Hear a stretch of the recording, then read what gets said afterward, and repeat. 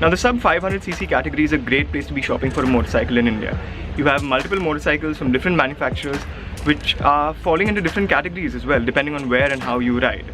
The RC390 sat on the supersport throne within the sub 500cc segment for quite some time, and it was unchallenged until TVS launched the Apache RR310.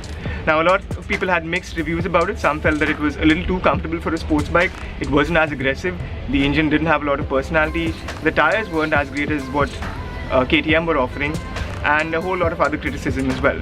Today we are at MMRT in Chennai to test out the new version of the RR310. The good news is, it's not just another color update and conforming to BS6 norms.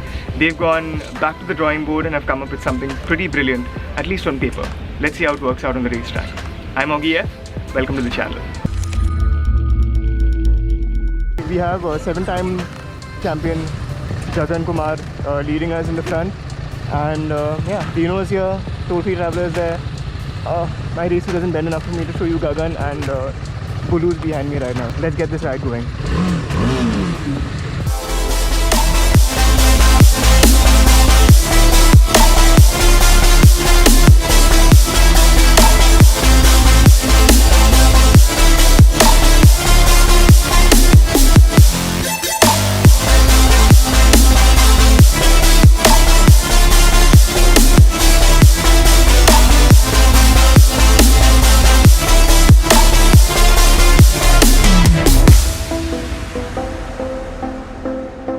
Yeah, so my CSS coach had told me that you sometimes really need to let it all out there on the racetrack, and that's what we're doing. And I'm even letting my sausage out of my race suit too.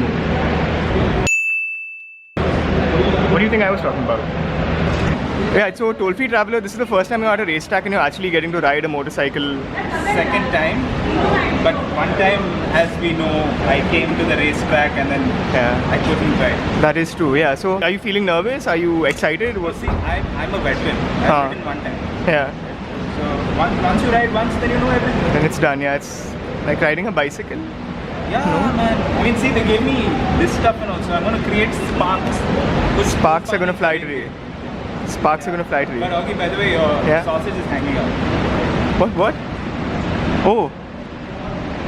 Alright, apologies if there's any wind noise, but there's a fan right above me. I'm going to show you what the display on this is like, the TFT color display. What I like about it is right at the start it tells you to wear your gear. Now most of the information available on this can be switched using the controls on the left switch gear. You can cycle through the different track modes, you can check different types of menus and a whole set of information which I'll try and give you a glimpse of in the next few seconds. So just by pressing the top button on the left hand control, you can cycle through the different types of modes. So this is urban mode, as you can see over here.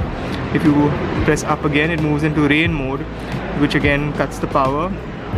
Then moves into sport mode, which is the new power mode, and track mode, which is similar to sport mode in terms of power delivery. So urban and rain are similar, track and sport are similar. You then have options to make changes to the way the information is displayed. So it has a sensor built into somewhere over here where it notices that when it starts to become dark, it switches the screen into a night mode, which makes it easier to read when you're riding in darkness.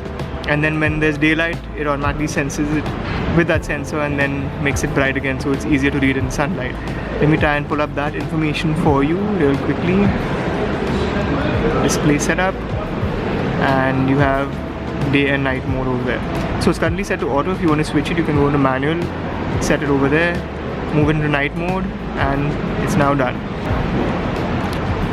And the good thing about that is each of the modes, so this is currently track mode, you have urban mode, and as you can see, most of these modes have now changed based on the night mode preference.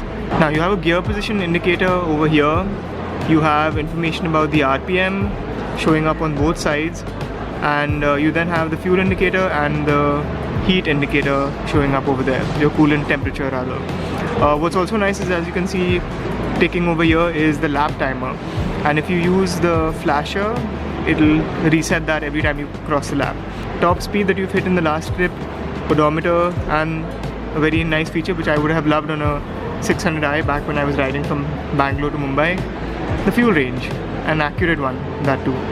You can also customize what information you want to show up over here as well. If I move into the menu, preferences, custom widgets, so you can set each one of them to have different information show up. You can have the coolant temperature, trip meter, so on and so forth. So there's a whole lot of other information that can show up in those widgets, and you can select which widget you want that information to show up in.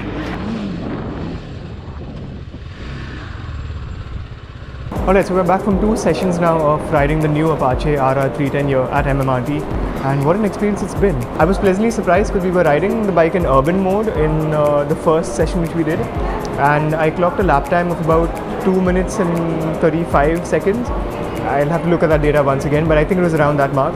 And when we went out the second time, I put the bike in the track mode, and I hit a 2 minutes and 31 seconds on the second lap, and then 2 minutes and 30 seconds I think was the fastest lap that I've done.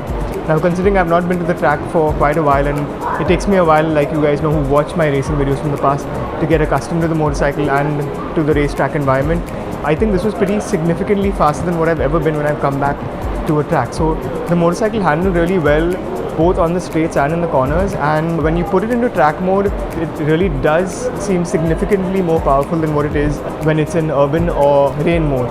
Again, the ABS wasn't very intrusive when we were riding it in track mode. It never really kicked in also when I was riding it in urban mode, so I don't think it interferes with the overall experience of riding the motorcycle, and it gives you a little more freedom to kind of explore the braking limit for someone like me who's extra cautious when riding out in the street. Apart from the TFT display, I think one of the main things that stood out for pretty much everyone who's had a chance to ride the motorcycle over the last 2 days is how good those Michelin Pilot Road 5 tyres are.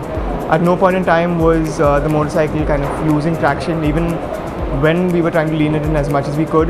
There was a time, I think this is the first time ever that I've touched the toe slider on my right boot. It's never happened before, and it took me a second to realize what just happened. Yeah, and that just shows you how easy the motorcycle is to ride around. I heard other auto journalists talking about how they were scraping the foot pegs or the feelers on the foot pegs, and yeah, it's a thrill to ride around the racetrack with those tires and with all of that data available. The one thing I think could have been a little better for the racetrack, considering we are riding it on the racetrack only today, is the fact that the front suspension was a little soft. So when we were hitting the brakes while entering into a corner, the front end kind of dipped in quite a bit. That's not something you'd want happening a lot on the racetrack, but keep in mind that this motorcycle isn't meant purely for the racetrack. TVS have kept in mind that it has to be performance oriented, it needs to be comfortable, and it needs to be able to absorb some of the bumps which are available out in the real world on our potholes. While we're on the topic of performance, let's talk about the riding modes. So there's rain, there's urban, there's sport, and there's track. And along with that, there's 2 power delivery options. When you move it into sport and track, you have one type of power delivery. When you have it in urban and rain, it kind of cuts down the power and makes it easier to ride and manage. Also, there's 3 different levels of ABS which get activated depending on the riding mode you select. So if you select rain mode, ABS is very intrusive. If you select urban and sport mode, it kind of shuts down. It's pretty much the same ABS setting that you had on the previous gen RR310. And if you switch it to track mode, ABS is the least intrusive on that setting. I don't usually talk about it, but I think the paint scheme that they've selected with this motorcycle is spot on. It's got a really nice finish. In fact, I thought it was like it'll have like a metallic feel to the tank, but it did not. But it just goes to show you the quality of the paint they've used. The parts also, I think the motorcycle is put together really well and feels sturdy also. Now, granted that the RR310 might not be able to beat an RC390 around MMRT or around a technical racetrack, purely because of the way the RC390 is set up and the way it delivers power.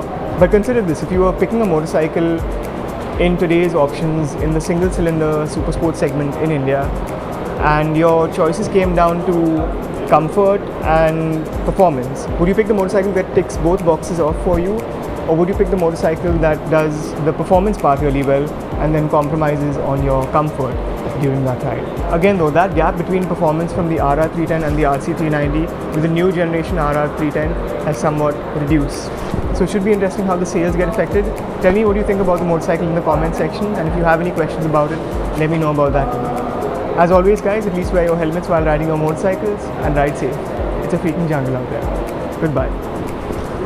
Net boss with a great bag. Came up, you can't hate that. Self-made, you can't take that. Yeah, self-made, you can't make that. Some said I need a record deal, I need a co-sign, I need a Dre track. But all the time I had a mean flow, I had a cold grind, and that's a great match. Payback. codes and I make racks. And my pockets gon' stay fat, cause I murk beats and I slay